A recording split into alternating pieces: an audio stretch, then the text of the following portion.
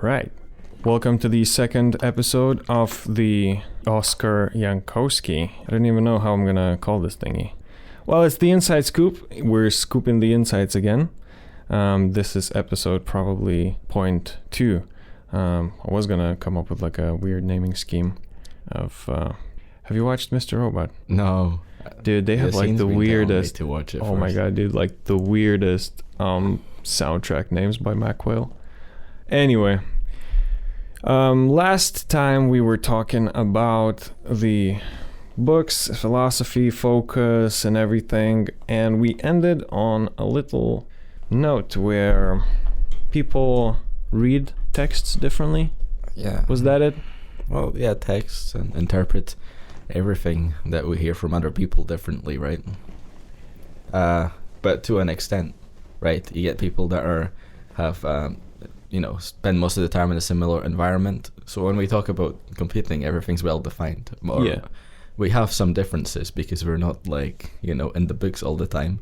We don't all like somebody writes a book, they need to like use the most appropriate words for everything.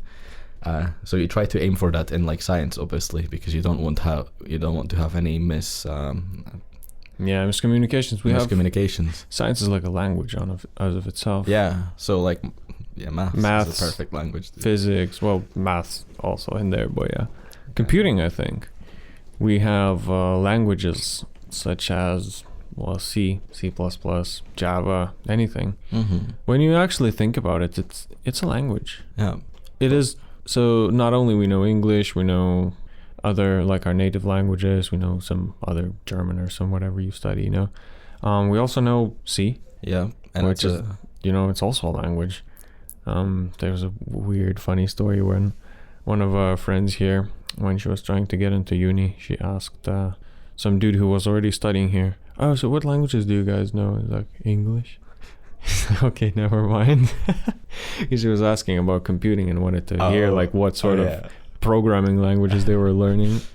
And it's like, English, Oh shit, it was funny. But the thing is, people hear whatever they want to hear. Mm-hmm. It's the confirmation bias. Mm-hmm. Do you think that works into the reading the meaning? Definitely. I think they're intertwined. Interpretation and confirmation bias. I think confirmation bias is a little bit of a bigger thing. Like you have a whole, opinion on something that stands for, But yeah, interpretation, confirmation bias, very closely tied, probably. Yeah. Yeah, I think so too. Like the way you interpret things is really the way you want to interpret things. Yeah, unless you're very unless you're very philosophical, I guess. Yeah. You try to, like, I'll debunk things I say.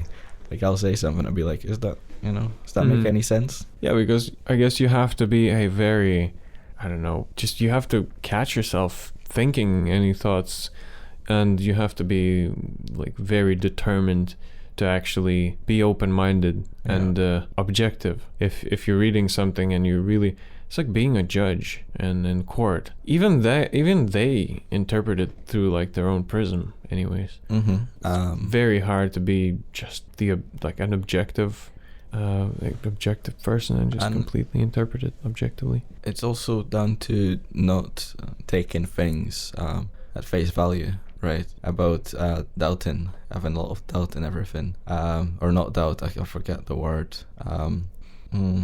That's a shame. I forgot the word. What is it about? It's like, actually, I have this quote that I put on my background on my computer recently. It's by Max Planck. Mm-hmm. It's is it? I will misquote it. It's science. Yeah, okay. Science progresses one funeral at a time. So it's basically coming into everything that people teach you with skepticism, mm-hmm. right? So a lot of people can, I guess, you look up to the greatest scientists, right? Or you look up to the lecturers who teach you, and you take everything they say like at face value because they're a smarter person. Mm-hmm. And if you go into a field like that and you just accept everything for how people say it, I guess you don't form an opinion on it, and you're not introducing anything new. And that way you're not going to progress science if that's not what you're after. Not everybody is after that. Yeah, not necessarily. But in philosophy, like there's so many great philosophers that don't agree with each other. So you read everybody else's, people's different works, the works of different people, and I guess you realize that it's up to your interpretation at some point. Or even the lecturers, like they're not saints, and even saints, who are they? Just a made up thing probably. There's nothing that is saint in life. Oh yeah. But, like just these people who believe in Christ, let's say. Well, Christians not Christian, but there's a certain category of people who literally talk about Jesus every day.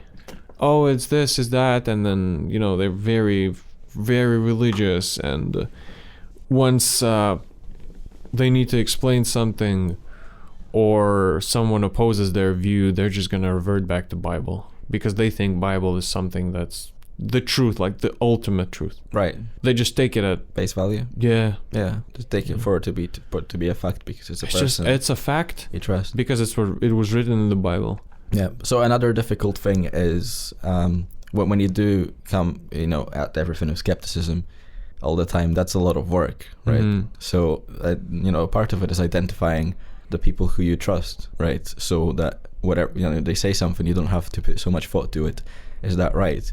When it's a person that thinks like you, right? And obviously people like to think their thinking is right. Then you don't have to spend so much time on criticizing what they said, criticizing criticizing as in being critical about having critical thoughts or critically. Yeah, it's harder to have a discourse with someone who is of opposing views, especially if the person's not open-minded at all. That's just hell. But sometimes you shouldn't have conversations because it just drains energy. It does. Yeah. If you find someone who resonates with you, but sometimes it can also be to your detriment if everything you say the person you talk to agrees with. Whatever your philosophy is, and the other person just always agrees with whatever you say. Yes, I've seen that match, I've seen that, I don't know, film, movie, and this and that. It just agrees with everything you say. It's also just it doesn't move you forward, sort of. It's also like confirmation bias thing, and so that is a thing. Like, because you want. When you go into a conversation, you want the people that you're having the person you're having a conversation with to make a connection with them. So you try to interpret what they say. I suppose, I don't know, personally I try to approach what people say and understand that there's some could be miscommunication because of different ways we interpret something, but in the end we might be thinking the same thing, right? But it's just the way we communicate it. So I try to always look at things people say. If I don't agree with them from the get-go or understand what they're saying, try to really understand what they're saying if I care to. Not always, obviously. Or when I'm if the book I've been telling you about, The Secret, like I'm trying to look for things in it that I can agree with, right? And just being very critical and reading the book, taking my time with it, and just identifying things. And I identified things completely differently. So like I took a lot of the science stuff that I knew wasn't based on any science to be just a metaphor. Yeah. And then, my mom, for example, would take it to be real, right? And she read the same book too. Yeah, so she read the book and she gave it to me. I told you the story of that and yeah. It's like the Bible thing. Yeah. People just believe. Some people just take it so seriously that it's... But at the same time, you also have to look at the context. I think that's what we were taught back in high school even. You have to look at the context, how the book was written, when, where, what if it was written under the country was occupied by like the Soviet Union or something, invaded, and you couldn't write in another way. You had to write propaganda. Then you, as a person who is reading the book, who's consuming the content, should take it with a grain of salt. You should understand that it was such a period and blah blah. And so even I've heard some weird debates now about how the right and the United States are all for their constitution, and constitution was written in older times. It's probably quite outdated, especially when So all of these technology laws come in, and the technology itself is quickly advancing. Things just get outdated so fast. And there are some papers who are written in there was this guy who Davis, what's his name? He's a black person who was attending KKK rallies, and he converted quite a few people to just stop hating black people, because they're just people. There's no, well, in my eyes, in my view, there's literally no reason for that. But so the main point is, he has converted many people from that other side. Well, how does that work? These people find it somewhere written that, find some freaking text where it's written that it has to be this way. But think about, the text was written like a couple of 100 years ago. The situation was completely different. Like, you can't take these arguments forwards 200 years, because the systems have changed. Everything have. You can't just, say that, let's say slavery, whatever.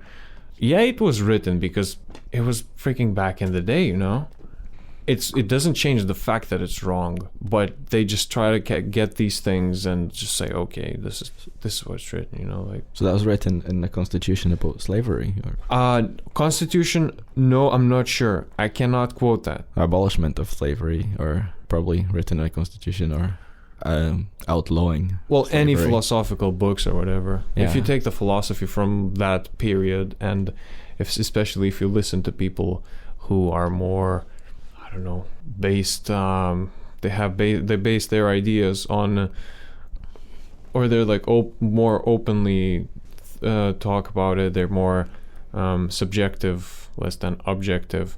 Then you're probably gonna find some quite strong opinions in there, and so.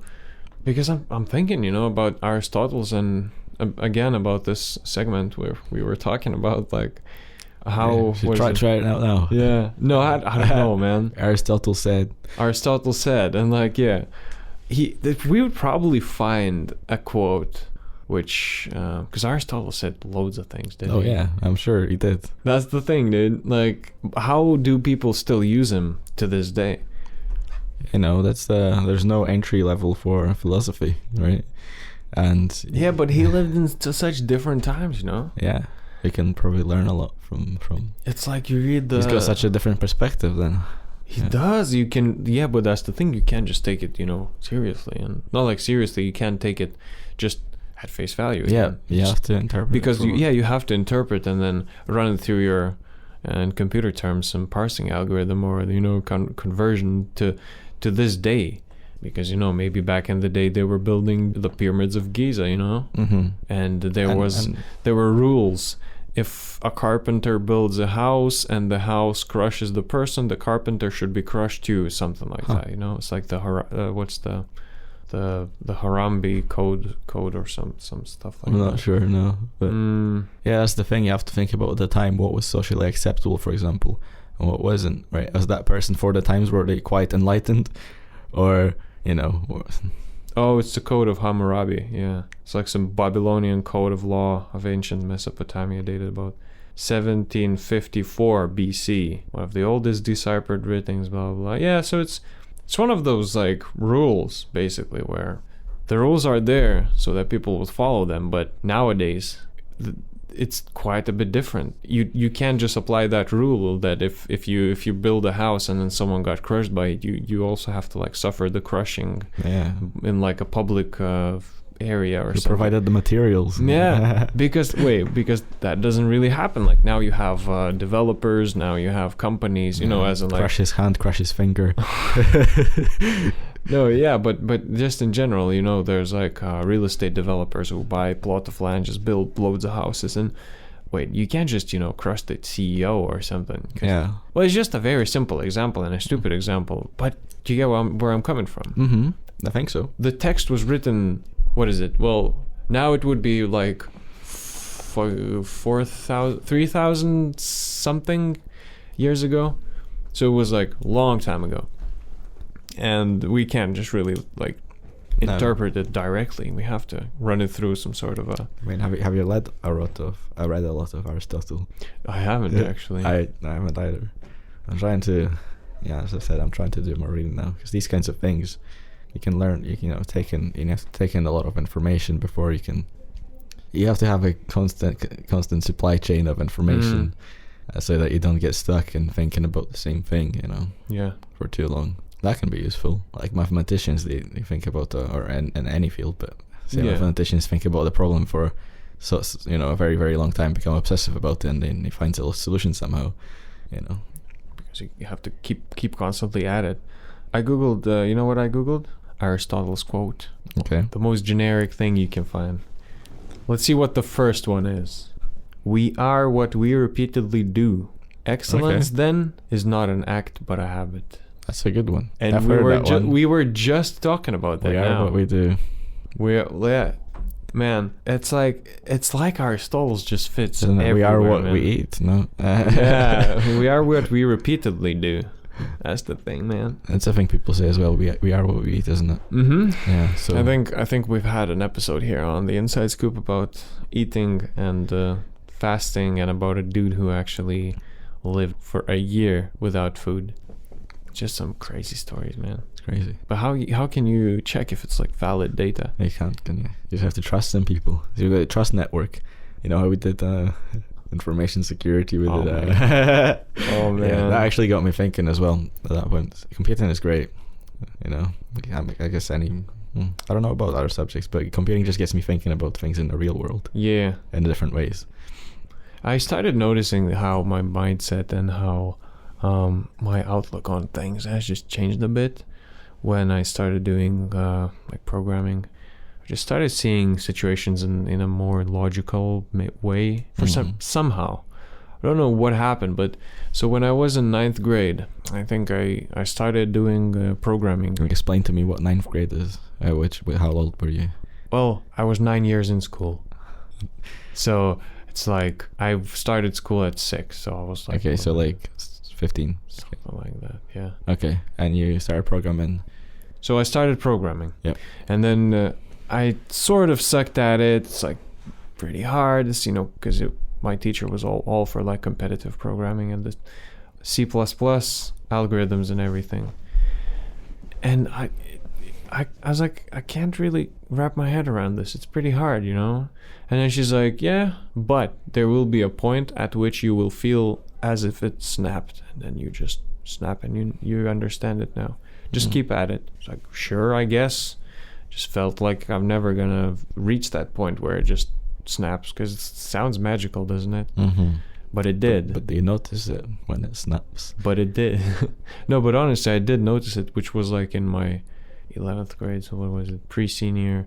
So basically 3 years into it, or 2 years into it, I felt one day I was just like, I feel it. Right. It was at that day when in a maths class, a teacher asked the class, wrote a very like complicated problem. And she's like, I'm gonna stand here until someone finds a solution, because it's very hard. It's like it's some weird. I thought like, well, if I had a for loop on paper and I could do this, I would find the answer real quick. But because it's math, I can't just really, repeat this like 10 times. But then I thought, wait, but if a computer can do it, why can't I just come up with a different way? Yeah. And I tried like making that for a loop a bit differently, and then like, is the solution this? And she's like, yeah, I guess. How'd you come up with it? It's like, well, I thought of it in a way simpler way. I thought of it computer just doing the multiplication or whatever like 10 times, because computers just allow you to see the problems a bit different. And ever since then, I just started to feel like programming is... Found that as well, yeah. It's usually easy. It's most likely easy. Unless you don't know your tools, unless you don't know your language, your interface, the integrated development environments, anything, yeah? But once you get the hang of the language, it becomes easier. Not to say I was some exceptional at like the competitive programming. There was so many people who literally... That's crazy though, the kinds of things you did though. Like my high school was pretty boring, not gonna lie, compared to what you say.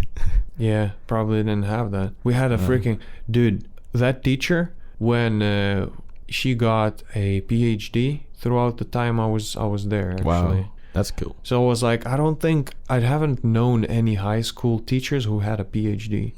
And she literally, throughout my stay in that high school, in those 4 years of high school, she got a PhD. So I was like, whoa. And now I had a chat with someone. Apparently she's aiming for something higher. It's crazy. And I bet she gets it. She, honestly, god damn it. But the thing is, your mindset just sort of changes. Yeah, with computing, with programming. And Do you notice it at least a bit? Probably. I mean, programming, I look at any problem and it probably is highly influenced by how computers work. Yeah. Like, I think I got into computing because I used to think very logically, and I liked programming because of that. And I also told you earlier, I liked programming a while back. I liked programming because I could create anything from nothing as well. Yeah. Yeah. That was like the first thing. Actually, that's a lie. The first thing was when I first played my Xbox, the first Xbox. And I was like, how does this work? And then that's when my interest in computers started. Really, I could pinpoint it to that. I've never had an Xbox. Really? Yeah. I was more interested in about how do the things on the screen move, right? Really? Yeah. How is it like I've got this one screen and things just move on it? And in my imagination, I had no understanding of like the lights on your screen, like how things can change and how you can manipulate that. In my head, in my child head, I was like, there's like what if there's something you could have like puppets? Yeah. How as a child you understand how puppets work. Yeah. So like that's the way I would look at that. I was like, and try to build something from that, build an understanding from that. But obviously I couldn't. Like it's nothing like it. That's the interpretation thing again. As a child, I would interpret things in the way I knew how the world works. If I didn't know how it works, I would try to use what I know to understand it. Right. Man. That's the thing. Until until I learned in school or whatever how it actually works. Yeah. That's why at some point, like in the past 2 years, I started stagnating because I stopped like reading books. I stopped being taught new things. Like in high school, you're getting taught so many subjects. God, constantly, yeah. And then you kind of go into one field, and I feel like a process of stagnation starts to happen. We don't go and start reading books. Yeah. Yeah, you have to push yourself to do stuff then, because I actually do agree with that. You're right. It just feels like it. We get so much information, but I mean, even just reaching out to YouTube, like going up, just putting up YouTube and just looking around what you can find. Even that, it's not hard to go and look for information. The only thing is, like, some people just don't. I feel like Google is such a blessing as well. It's such a good way of getting information. Like, books are great as well because you find out about things you don't know you didn't know. Yeah. Right? But then Google is great because you have a thought and you look it up, and then somebody has already thought about this, and you just start looking through the sources. Exactly. Well, from our computer scientist's perspective, Google is an evil, but it's like a sort of a necessary evil, isn't it? Yeah. Well, it has connected people and stuff, but it's a one big giant ball of everything controlling. Like, imagine what happened if you lost your Google account or like a Gmail. That would be. Not sure if you're much into Google, but because I've seen you scheduling in Excel, like your. Oh, that was a while ago. I haven't had a schedule for a while. Oh, I need to. Interesting. I find a hard time picking a thing for scheduling, picking like an application for scheduling. I just went actually because I was like, I'm gonna start using this, and I'm gonna use it for the rest of whatever. And I want to pick the right one. It's like the best one. You want to hear my opinion? I hate Google, but I love Google, and I've sadly been using Google Calendar to schedule out things for the past. Okay. What is it? 10? Not 10 years. No, not 10 years. Is it 10 years? Ever since I got my like a proper smartphone, which could do more than, and then I met this guy, and then I think I was probably like 15 or something, or 14 or 15, something like that. So yeah, that was still like 5-6 years ago. So yeah, Google Calendar, everything's there. And interesting, as you can just easily, spend 5 minutes or something. You spend 5 minutes on a Sunday night, have your whole week just planned out. Even then, I still missed a lecture, actually. Wow. I missed a lecture. It was the first time ever when I didn't consult my calendar. Last week I missed the Thursday lecture when we were doing the agile thing, and I was like, oh damn, dude, like the project management. Oh yeah, and I didn't go to that lecture. But the thing is, so I think we should be already wrapping up this Yeah. philosophy, something, everything, confirmation bias. That's We a shame. we've been talking about confirmation bias with Patch too a lot on this Okay. podcast. Yeah. It's definitely a thing to be aware of at all times. Oh yeah. For yourself, even. So remember what we just talked about like 10 minutes ago or something? When we was like whatever you read or learn new information, you just can't really take it for granted. And whatever you write, you always have to like revert, you know how you have this prism at which you look at things.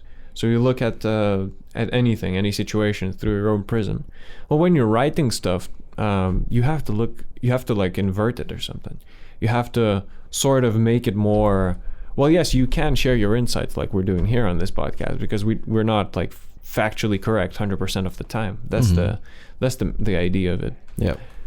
But when you're writing, when you're leaving the knowledge, you have to try check it, as much as possible to make it objective. Yeah. And I have be aware a of strong feeling about that. When you're writing for something for other people to read, it's supposed to be factual.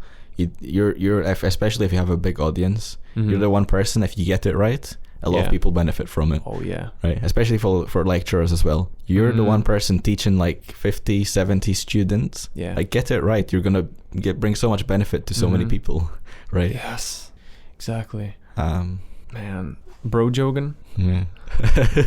Bro jogging thing. I mean, come on. It's like half of the world's listening to him. Seems like it, doesn't it? Dude, the guy knows his stuff. Definitely. The guy's got good guests. What are you saying? You don't have good guests? Oh man, come on, Oscar. How would you? No, the only thing is I don't have a proper podcast yet. Yet. It's just the thing. You have to keep at it, stay at it.